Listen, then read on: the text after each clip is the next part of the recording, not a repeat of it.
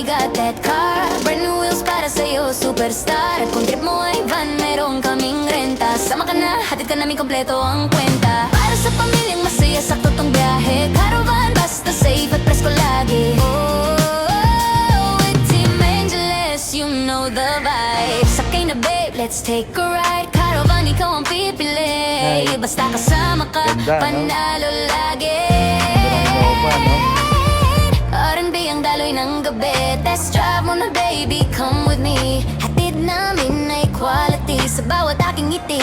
Guarantee kung hanap mo at style dito, sigurado ka worth every mile. May vlog pa kami, check mo online. Lahat transparent, walang rewind. Team Angeles vlog, yeah we got that car. Brand new wheels para sa'yo, superstar. At kung trip mo ay van, meron kaming renta. Sama ka na, hatid ka namin kompleto ang kwenta. Para sa pamilyang masaya, sakto tong biyahe. Caravan, basta safe at presko lagi. Good morning mga ka-auto! Kamusta kayo? So, nandito ako sa showroom. May unit tayo na nakita na bagong display dito sa showroom. Teka, nakasubscribe na ba kayo? Kung hindi pa, pakisubscribe naman po yung channel namin. Bibigyan ko kayo ng 5 seconds para mag-subscribe. Ito na ang 5 seconds nyo. 1, 2, 3, 4, 5. Pakisubscribe naman po yung channel namin at samahan nyo kami, ikutin natin ang isang unit na to. Simulan natin yung video na yan after ng intro na to. So mga ka-auto, andito tayo sa loob ng unit na sinasabi ko. Ang unit na sinasabi ko ay Toyota Veloz G. Ito ay mid variant kasi meron tayong Veloz E, Veloz G at Veloz V yung top of the line. So tara, ikutan natin kung sulit na nga ba para sa inyo ang isang Toyota Veloz G. So tara, let's go. So simulan natin sa gulong mga ka-auto. Ang sukat ng gulong ng Toyota Veloz ay 205/50 R17. So 17 yung size ng mugs niya, then 5 holes at Bridgestone yung gulong na ginamit. Meron tayong small fender dito na color black. Yan. So sa ilaw, ang ilaw natin ay split type LED. Yan. Then yung fog light, LED na rin. Tapos ito ang gandang mukha ng Veloz, oh. Diba? Napakaganda niyan mga ka-auto. Puntahan natin yung makina. Tignan natin yung engine bay ng Toyota Veloz.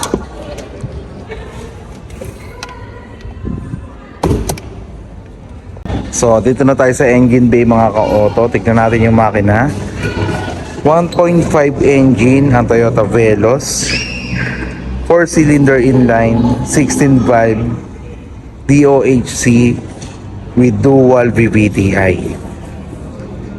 Yung eksaktong displacement nito mga ka-auto is 1,496cc.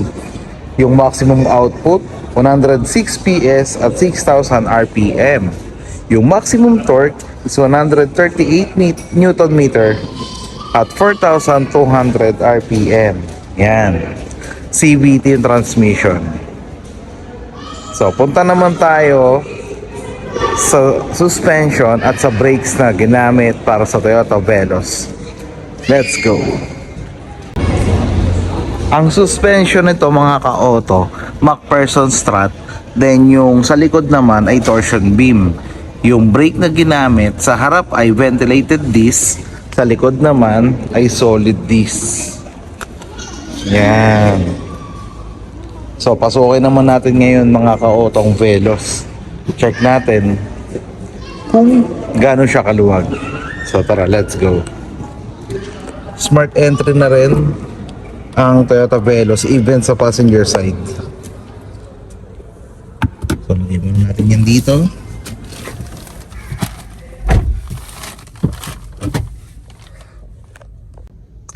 So mga ka-auto, dito na tayo sa loob ng Toyota Veloz. Ito yung legroom, then ito yung room height. Yan, ito yung room height niya mga ka-auto. 5'9" yung height ko, tapos 95 yung weight ko, yung lapad ko, kayo nang bahala, tumingin. Pero kasyang-kasya at convenient ako dito sa Toyota Veloz. Yan. Pagdating sa airbags mga ka-auto, merong 6 na airbags ang Toyota Veloz. Isa dito sa passenger, isa sa driver, 2 sa side, at 2 sa curtain. So total of 6 airbags. Yan. Ito, plastic yung ginamit. Then, ito, leather. Color gray. Tapos, color black. Yan. So, ito yung door handle niya para magbukas ng pinto. Ito. Yan. So, tara, pasukin natin yung second row. Let's go.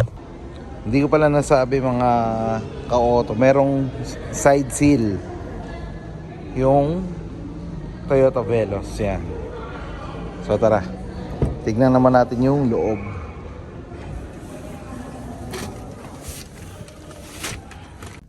So dito sa loob mga ka-auto, ito naman yung legroom. Yan. O, pantay yung upuan ha. O, ito yung legroom. Kaya ako pinakitang pantay ang upuan para makita nyo kung ano yung tamang suka talaga. So balik tayo. O, ito yung legroom. Ito yung room height. Yan, di ba? Halos 1 dangkal to. Or 1 dangkal na siguro. Yan. Then, ito yung aircon. Ito. Yan. So, yung ceiling, color gray. Yan. Then, ito yung aircon knob. Then, ito yung ilaw, room lamp. Ito. Yan. Yung material na ginamit ay leather at fabric. Leather yung side, ayan. Then, yung gitna ay fabric. So, pwede rin itong maging armrest. Ito. So, ganito yung itsura niya pag may armrest siya. Yan. Kung 2 lang kayo nakaupo, pwede nyong iganto. Kung 3 naman kayo, ay pwede nyong iganto. Yan. Then, meron tayong lagayan ng tubig dito sa gitna. Water bottle dito sa gitna. Tapos, meron tayong 2 charger. Ito. Isang USB, ay 2 USB pala. USB charger. Yan. So, tara, punta tayo sa third row. Check natin kung kasya tayo doon. Let's go. So, mga ka-auto, para makapunta tayo sa loob. Ito, one touch tumble. Yan. So tara, pasukin natin yung loob. Check natin. Yan. Baba natin ito.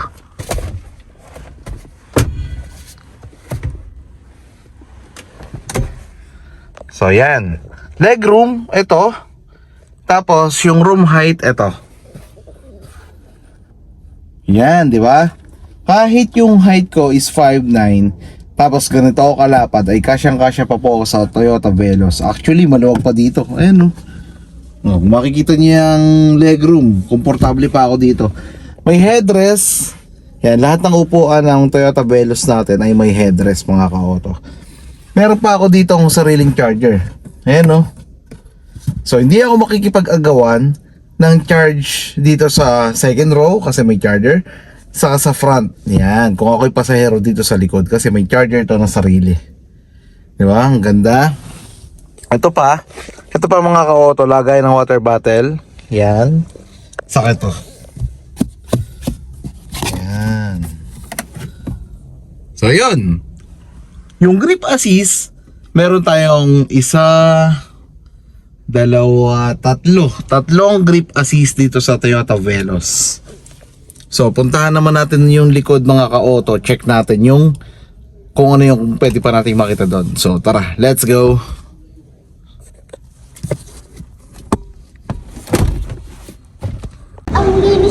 So, yun. Ito, shark fin antenna. Yan. Tapos may design si Toyota Veloz nito, roof rail. Pero hindi siya yung nakakargahan. Design lang talaga siya. Then, meron tayong 2 sensor sa likod at isang backup camera.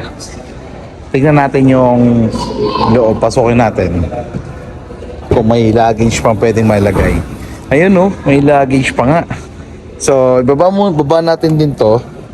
Check natin kung ano itsura niya kapag binaba.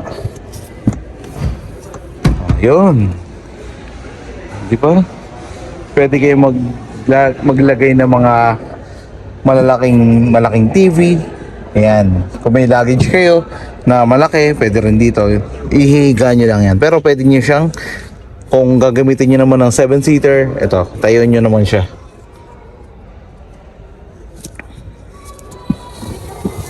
Yan. Then ito, pinakalagay nyo ng gamit nyo. Tapos, meron tayo dito cover. Tapos, ayan o, lagay ng tools, lagay ng kung ano-ano. Yan. Ito yung cover. Then, spare tire. Dito mo huhugutin yung spare tire para bumaba. Ito naman yung spare tire. Yan. Ganda. So, tignan natin mga ka-auto kung ano nga ba yung sukat ng isang Toyota Veloz. Paano ba natin siya ipapark? Diba? Ang ganda. Yung overall length nito mga ka-auto is 4,475mm.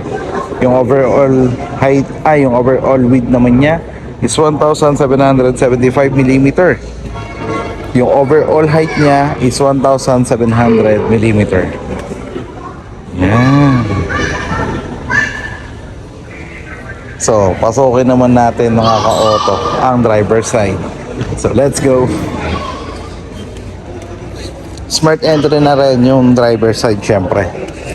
Kung smart entry yung driver's side, pati passenger side, smart entry din. Yan. Pagpasok pa lang natin mga ka-auto, meron tayong foldable side mirror dito. Yan.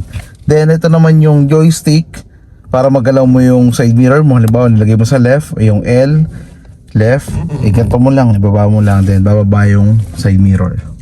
Ma-adjust na siya. So ayan, dito naman tayo sa pag-adjust ng steering wheel. Yung pag-adjust mga ka-auto ng steering wheel natin, ito. Tilt, up, down, telescopic. Yan. So kahit isang kamay, mai-adjust mo to kasi nga magaang siya. Di ba? So yung steering wheel natin, leather to mga ka-auto. Yan, leather to. Pakita ko sa inyo yung mga buttons dito. Let's go. So dito na tayo sa steering wheel mismo. Yan, ito yung button para sa instrument cluster. Yan, ito. Then ito naman yung nasa right natin para sa infotainment. Yan. Yan, volume dito rin. Yan. Tapos meron tayong 8-inch infotainment na may Apple CarPlay at Android Auto. AM, Bluetooth, radio. Yan. Then push start ignition. Yung aircon natin, ito.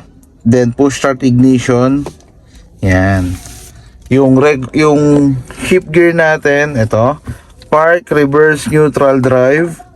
Then meron na siyang electronic parking brake. Yan. Halimbawa, parang handbrake. Pag itataas mo, yan, naka handbrake na siya, nakailaw. Then kung ibababa mo naman, ito. With auto hold. Yung ito naman, wireless charger. Lagay mo lang yung cellphone mo dito, magcha-charge na siya. Pero syempre may mga cellphone na hindi tinatanggap. May mga cellphone na applicable lamang sa wireless charger natin. So, maliit na center console. Pero maganda nung pinakang gear niya, ganda. May ilaw to. Ayan, buksan natin. May ilaw yan. Ayan, yung blue. Ganda, Then, meron tayong glow box dito. Yan, lagay ng dokumento.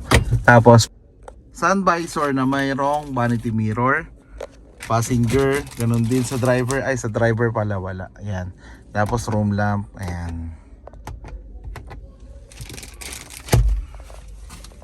So, yun mga ka-auto, na-discuss na natin yung dimension, yung engine, yung seating capacity, yung ilaw, yung suspension, yung brakes, yung likod, ano pa ba? Spare tire, na-discuss na natin, yung sa Manibela, yan, na-discuss na natin.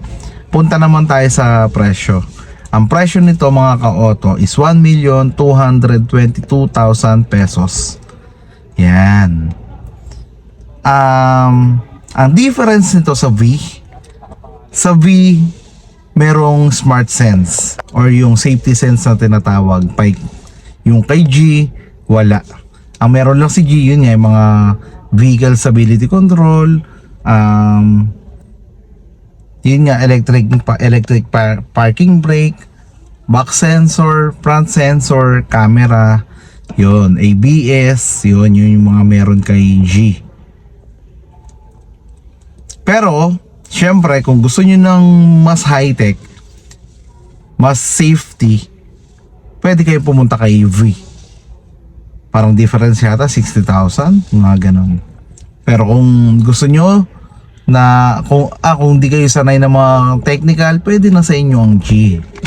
Diba? Sino po ba dito yung gusto technical, yung gusto naman ay nasa gitnang variant lang? Comment nyo naman below mga ka-auto.